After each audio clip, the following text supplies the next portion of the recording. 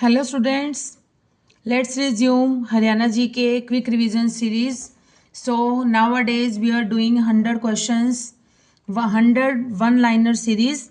So 2000 questions we have completed till last video. Today we are going to start from 2001. So let's start. Surajkund अंतर्राष्ट्रीय शिल्प मेला पहली बार कब आयोजित किया गया था? तो इसे पहली बार आयोजित किया गया था 1987 में किया गया था। हरियाणा में कौन सा पूर्व हड़प्पा स्थल पाया गया था? इसका नाम है कुणाल। और कुणाल से क्या पाया गया था? राजा का मुकुट भी जो है वो कुणाल की जब खुदाई की गई थी वहां से प्राप्त हुआ था। कुणाल से क्राउन, मुकुट को हम बोलते हैं क्राउन, तो क्राउन कुणाल। तो इस तरह से आपको याद रह जाएगा ये हमेशा। नेक्स्ट इज वर्धन वंश के कौन से शासक ने अपनी राजधानी थानेसर से कन्नौज में बदली थी? तो इनका नाम है हर्षवर्धन।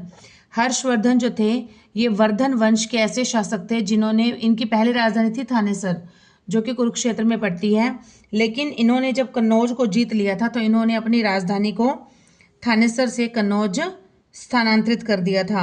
नेक्स्ट इज किसानों के लिए मुख्यमंत्री परिवार सम्मान निधि योजना किसने शुरू की थी? तो ये शुरू की गई थी मनोहर लाल खट्टर जी के द्वारा, जो कि हमारी 14वीं विधानसभा में सीएम थे, 13वीं में भी थे।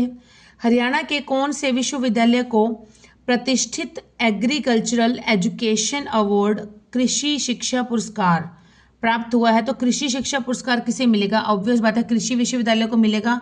तो कौन से हमारा कृषि विश्वविद्यालय? चौधरी चरण सिंह हरियाणा एग्रीकल्चरल यूनिवर्सिटी, जो कि कहाँ पर है? हिसार में है। मानव रचना इंटरनेशनल यूनिवर्सिटी को पहले किस नाम से जाना जाता था? पहले जाना जाता था career institute of technology and management. Career institute of technology and management. जनवरी 1, 2024 को हरियाणा के गृह मंत्री कौन थे?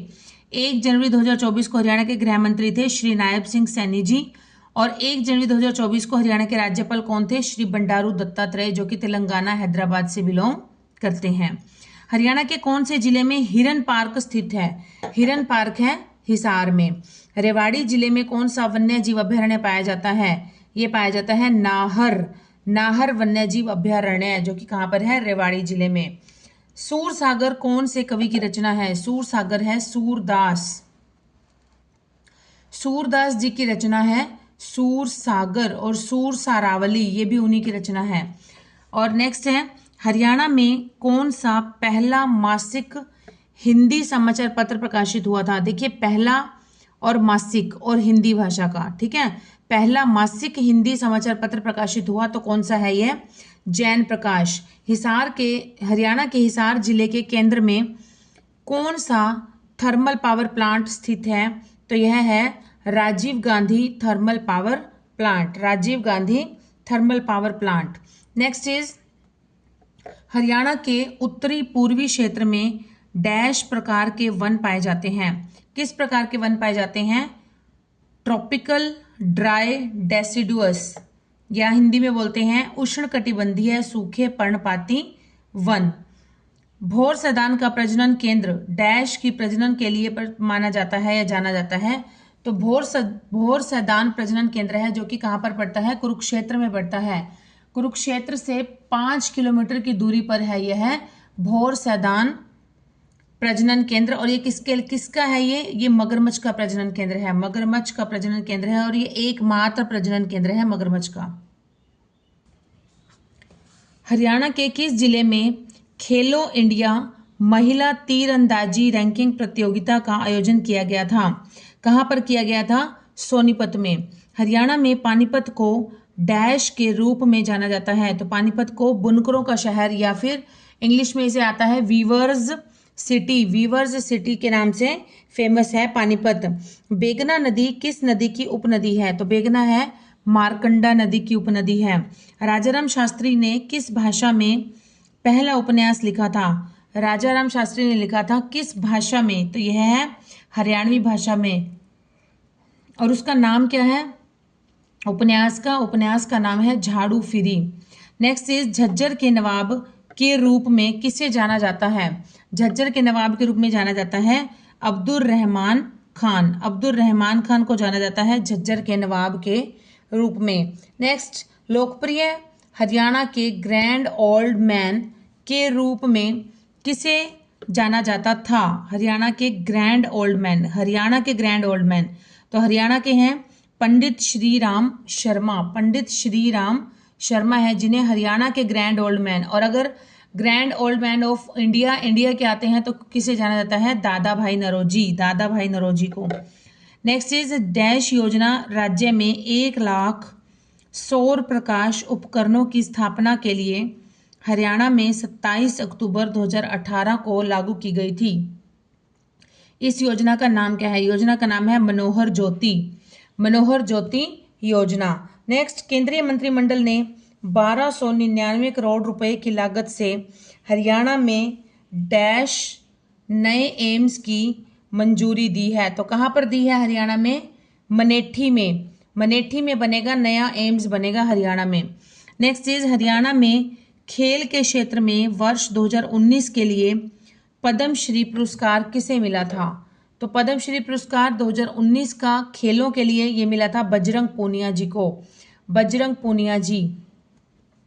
हरियाणा सरकार ने डैश को राज्य के छात्रों की मदद करने के उद्देश्य से शिक्षा सेतु नामक एक मोबाइल ऐप लॉन्च किया है। मोबाइल ऐप का नाम है शिक्षा सेतु, शिक्षा सेतु, शिक्षा सेतु नाम का ऐप है।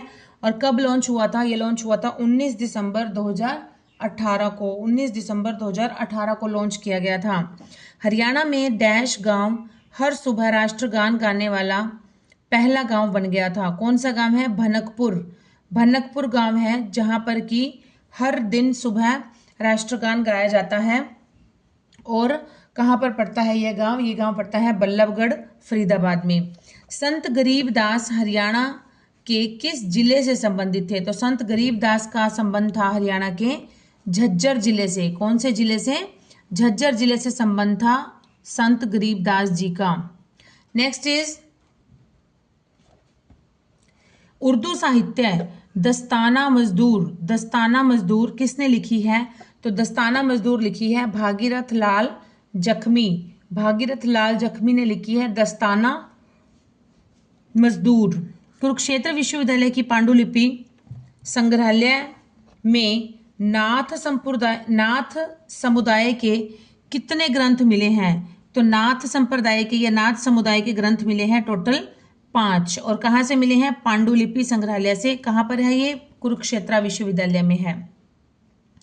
नेक्स्ट इज डैश को भारत सरकार द्वारा 3 जून 2009 को पक्षी अभ्यारण्य घोषित किया गया था। किसे किया गया था? भिंडावास। भिंडावास कहाँ पर पड़ता है? झज्जर में पड़ता है भिंडावास। इसे 3 जून 2009 को भारत सरकार ने पक्षी अभ्यारण्य घोषित कर दिया था। पिपली मिनी चिड़ियाघर हरियाणा में डैश जिले में है। तो पिपली मिनी चिड़ियाघर है कुरुक्षेत्र में। हरियाणा के बागवानी विभाग ने 2016 तक बागवानी की खेती के क्षेत्र को 7 से डैश प्रतिशत तक बढ़ाने की योजना बनाई थी। तो कितने प्रतिशत? 7% से बढ़ाकर 25% तक, 7% से बढ़ाकर 25% तक ये एरिया कर दिया जाएगा जहां पर बागवानी की जाएगी। डैश ने हरियाणा के क्षेत्र का हरिधान्य कहा। क्षेत्र को, हरियाणा के क्षेत्र को हरिधान्य कहा। तो किसने कहा था? ये कहा था राहुल सांकृत्यायन ने। हरियाणा की महिलाएं कंगन के संग में पहनती हैं। तो कंगन पहना जाता है कलाई में। डैश को हरियाणा के लोगों द्वारा एक बुरा शगुन माना जाता है, अपशगुन माना जाता है। तो किसे माना जाता है? आंख फड़कना। अगर आंख फड़कने लग जाती है तो हरियाणा के लोगों द्वारा इसे एक अपशगुन माना जाता है। फूल हरियाणा का एक पारंपरिक आभूषण है जो कि महिलाओं द्वारा डैश पर पहना जाता है, उनके सिर पर पहना जाता है। फूल कहाँ पर पहना जाता है? उनके सिर पर पहना जाता है। नेक्स्ट चीज, कौन से स्वतंत्रता सेनानी बाद में हरियाणा के सीएम भी बने थे? तो इनका नाम है चौधरी देवीलाल जी। चौधरी देवीलाल जी, या इन्हें ताऊ के नाम से भी जाना जाता है, ताऊ देवीलाल जी। नेक्स्ट इज 1966 में जब हरियाणा राज्य का गठन हुआ था उस समय राज्य में जिलों की संख्या कितनी थी? तो उस समय राज्य में जिले थे 7। और कौन कौन से थे? घर जेके में, घर GHAR, गुरुग्राम, हिसार, अंबाला, रोहतक, जेके जींद, करनाल और महेंद्रगढ़। ठीक है। नेक्स्ट इज हरियाणा राज्य का सबसे बड़ा शहर कौन सा है? हरियाणा राज्य का सबसे बड़ा शहर है फरीदाबाद। और क्षेत्रफल की दृष्टि से सबसे छोटा शहर कौन सा है? फरीदाबाद। और सबसे पहला नगर निगम कौन सा शहर बना था? फरीदाबाद। ठीक है। और चलिए नेक्स्ट, हरियाणा के किस जिले को हरियाणा का धान का कटोरा कहा जाता है? तो ये कहा जाता है करनाल को। करनाल को धान का कटोरा, बाउल ऑफ राइस। भारत के सबसे बड़े अशोक चक्र का हाल ही में हरियाणा के डैश जिले में अनावरण किया गया है। तो किस जिले में किया गया है? यमुनानगर में। यह भारत का सबसे बड़ा अशोक चक्र है। पंच नवघोषित न्यू जो घोषणा की गई है 5 RAF rapid action force battalion में से एक हरियाणा के किस जिले में तैनात की जाएगी? तो हरियाणा के की जाएगी नूह में तैनात की जाएगी। सुरेंद्र शर्मा कविता की किस विद्या के लिए प्रसिद्ध है? तो सुरेंद्र शर्मा प्रसिद्ध है हास्य कवि। हास्य कवि हैं सुरेंद्र शर्मा, जो कि जिनका संबंध है महेंद्रगढ़ से। संदेश साप्ताहिक पत्रिका हरियाणा में डैश के द्वारा शुरू की गई थी। संदेश साप्ताहिक पत्रिका की गई थी नेकी राम शर्मा के द्वारा। ये बात मैंने पहले भी बताई है कि नेकी का संदेश, कैसा संदेश? नेकी का संदेश। तो ये नेकी राम जी ने संदेश साप्ताहिक पत्रिका की शुरुआत की थी। दमदमा झील कहाँ पर है? दमदमा झील है हरियाणा में, गुरुग्राम जिले में है, गुरुग्राम में दमदमा झील। नेक्स्ट इज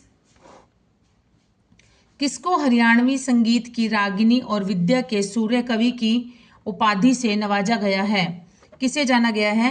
पंडित लक्ष्मीचंद। पंडित लक्ष्मीचंद जी को सूर्य कवि की उपाधि दी गई है और दिया गया है संगीत की रागिनी। सच्चर फॉर्मूला के अनुसार हरियाणा को कितने भागों में विभाजित किया गया था? सच्चर फॉर्मूला के अनुसार हरियाणा को 2 भागों में विभाजित किया गया था। कौन कौन से 2 भागों में? पंजाब और हरियाणा। नेक्स्ट इज चावल की फसल को अधिक परंपरागत फसलों से प्रतिस्थापित करने हेतु हरियाणा सरकार द्वारा चलाई जा रही योजना कौन सी है? तो यह है मेरा पानी मेरी विरासत। चावल की फसल को आएगा, चावल की किस नहीं आएगा। ये चावल की फसल को अधिक परंपरागत मतलब उनको सब्स्टिट्यूट किया जाए कि चावल ना उगाकर खेतों में दूसरी और फसलों को ज़्यादा प्रायोरिटी दी जाए। तो उसमें जो ऐसा करेगा उसको हरियाणा सरकार जो है वो काफ़ी पर एकड़ के हिसाब से कुछ मतलब इनाम तौर पर उनको पैसे देगी। और मेरा पानी मेरी विरासत, इस योजना का नाम क्या है? मेरा पानी की बचत करने के लिए ऐसे, क्योंकि चावल की जो फसल उगाई जाती है, धान की फसल, तो उसमें पानी जो है वो अधिक मात्रा में यूज होता है, इसीलिए ये योजना जो है ये शुरुआत की गई है। नेक्स्ट इज डैश को डिजिटल हरियाणा पहल के तहत लॉन्च किया गया था। किसे किया गया था? सरल ऐप को डिजिटल हरियाणा की पहल के तहत, पहल के लिए शुरू किया गया था। हरियाणा का कौन सा महीना सबसे गर्म महीना है? तो सबसे गर्म महीना होता है जून, जो कि अब चल रहा है। विश्व हर्बल वन परियोजना का उद्घाटन कहाँ पर किया गया था? पंचकुला में। हरियाणा और पंजाब में डैश के दौरान जलने वाली खुटी वायु प्रदूषण के लिए एक गंभीर खतरा है। तो कौन सी होती है? अक्टूबर नवंबर में जो खूटी या पराली जो होती है, जो जलाई जाती है, जो कि वायु प्रदूषण का बहुत बड़ा खतरा है, कौन से महीने में होती है? अक्टूबर नवंबर में। डैश हरियाणा का एक विश्वविद्यालय है जिसको वर्ष 2018 के लिए देश का सबसे स्वच्छ विश्वविद्यालय घोषित किया गया है। तो ऐसा कौन सा विश्वविद्यालय है? ये है महर्षि दयानंद विश्वविद्यालय। और कहाँ पर है ये? रोहतक में है। हरियाणा के किस कवि ने भूदान आंदोलन में भाग लिया था? भूदान आंदोलन में भाग लिया था भाई परमानंद जी ने। वर्ष 1761 में घटित पानीपत का तीसरा युद्ध किसने जीता था? तो पानीपत का तीसरा युद्ध में जीत हुई थी अहमद शाह अब्दाली है ये अहमद शाह अब्दाली की जीत हुई थी। नेक्स्ट इज कन्नौज से पहले डैश राजा हर्षवर्धन की राजधानी थी। कन्नौज से पहले थी राजा हर्षवर्धन की राजधानी थानेसर। 1857 की क्रांति के बाद तेवतिया जाटों के राज्य बल्लभगढ़ को समाप्त कर दिया गया था और इसके राजा नाहर सिंह को अंग्रेजों द्वारा डैश क्या कर दिया गया था, तो अंग्रेजों द्वारा इसे नाहर सिंह को फांसी पर लटका दिया गया था। पंजाब और हरियाणा उच्च न्यायालय का मुख्य न्यायाधीश कौन है? मुख्य न्यायाधीश का नाम है जस्टिस श्री शील नागू जस्टिस श्री शील नागू अभी वर्तमान में ये है पंजाब और हरियाणा उच्च न्यायालय के मुख्य न्यायाधीश। संदीप चौधरी और सुमित अंतिल ने दुबई में आयोजित पैरा एथलेटिक चैंपियनशिप में क्रमशः स्वर्ण और रजत पदक जीता। उन्होंने ये पुरस्कार किस खेल के लिए जीता है? तो उन्होंने जीता है भाला फेंक के लिए। भाला फेंक के लिए ये पुरस्कार जीता है। हरियाणा का पहला राष्ट्रीय समाचार पत्र कौन सा है? पहला राष्ट्रीय समाचार पत्र है हरिभूमि। राजाराम शास्त्री ने हरियाणवी भाषा में डैश उपन्यास लिखा, ये अभी हमने पीछे भी किया था। क्या है उपन्यास का नाम? उपन्यास का नाम है झाड़ू फिरी। और इसके लेखक कौन है झाड़ू फिरी के? झाड़ू फिरी के लेखक हैं राजाराम शास्त्री। और ये जो है ये पहला हरियाणवी भाषा में लिखा गया उपन्यास है। नेक्स्ट इज भेड़ियों का ढंग। भेड़ियों का ढंग किसके द्वारा लिखा गया है? तो भेड़ियों का ढंग जो है ये लिखा गया है उदय भानु हंस। उदय भानु हंस जी हैं इसके लेखक। भेड़ियों का ढंग। हर्षचरित नाटक किसने लिखा था? हर्षचरित नाटक लिखा था बाणभट्ट ने। साहिबी नदी का उद्गम किस जिले में होता है? साहिबी नदी का उद्गम होता है सीकर जिले से। और सीकर कहाँ पर पड़ता है? राजस्थान में। अर्ध रेगिस्तान रेतीला मैदान हरियाणा के डैश में स्थित है? दक्षिण पश्चिम में है अर्ध रेगिस्तान, जो कि दक्षिण पश्चिम, जो कि राजस्थान से जो टच होते हुए एरियाज हैं वहाँ का ऑब्वियस बात है कि वहाँ का एनवायरनमेंट भी कैसा होगा? रेगिस्तान या रेतीला ही होगा। तो अर्ध रेगिस्तान है और रेतीला मैदान है, तो ये कहाँ पर होगा? दक्षिण पश्चिम एरियाज में। हरियाणा के किस जिले में सबसे बड़ा वन क्षेत्र है? सबसे बड़ा वन क्षेत्र है पंचकुला में। अनंगपुर बांध हरियाणा के किस जिले में स्थित है? अनंगपुर बांध है हरियाणा के फरीदाबाद जिले में स्थित है अनंगपुर बांध।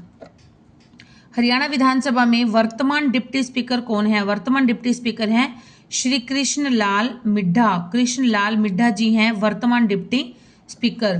पंचायत समिति जो है वो हरियाणा में पंचायती राज की कौन सी श्रेणी होती है? तो ये पंचायती राज की दूसरी श्रेणी होती है जो पंचायत समिति होती है।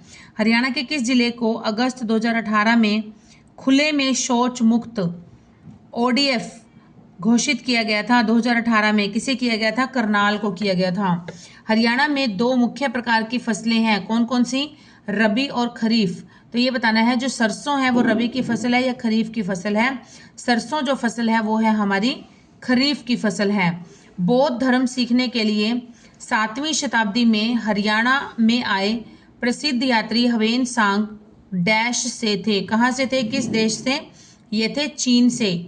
चीन से बिलोंग करते थे यात्री हवेन सांग। और किसके शासनकाल में आए थे? ये आए थे हर्षवर्धन के शासनकाल में आए थे और लगभग 15 वर्षों तक ये भारत में रहे थे, जिसमें से कि 5 वर्ष जो है ये हरियाणा में रहे थे। और इन्होंने पुस्तक लिखी थी, इनकी पुस्तक का नाम है CU की पुस्तक लिखी थी, जिसमें इन्होंने हर्षवर्धन के शासनकाल के बारे में बहुत कुछ लिखा है। और एक और इन्होंने पुस्तक लिखी थी, वो थी ऑटोबायोग्राफी, आत्मकथा लिखी थी, अपनी कथा लिखी थी। उस पुस्तक का नाम आप बताएंगे मुझे कमेंट्स में, मैं लास्ट वीडियो में करा चुकी हूँ। चलिए नेक्स्ट क्वेश्चन देखते हैं। हरियाणा के किस जिले को स्वर्णप्रस्थ या गोल्ड पैलेस कहा जाता है? तो किसे कहा जाता है? ये सोनीपत को। सोनीपत को कहा जाता है सोनीपत को कहा जाता था स्वर्णप्रस्थ।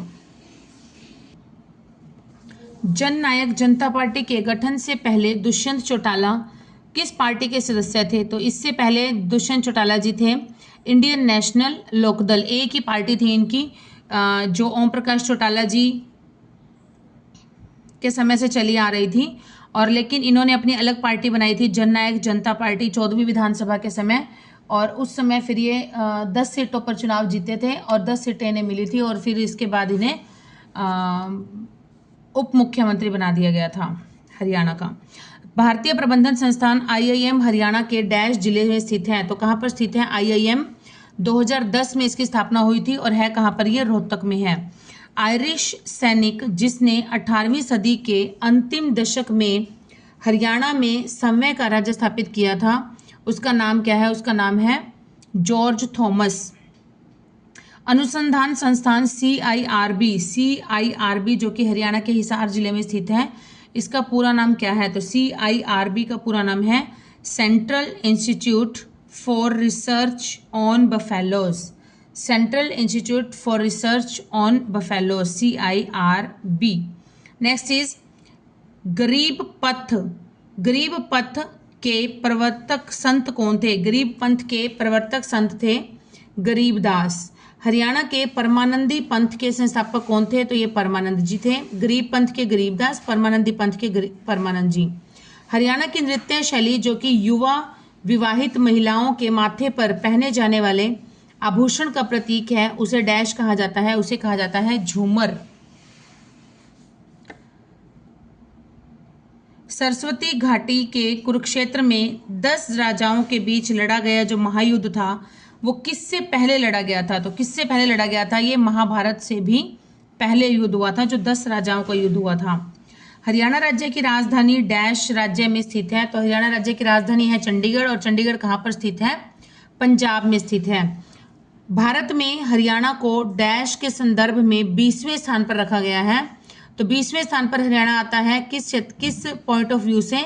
भू क्षेत्र से, क्षेत्रफल की दृष्टि से आता है हरियाणा 20वें स्थान पर। नेक्स्ट इज हरियाणा राज्य में कुल 4 अलग अलग डैश पाई जाती हैं।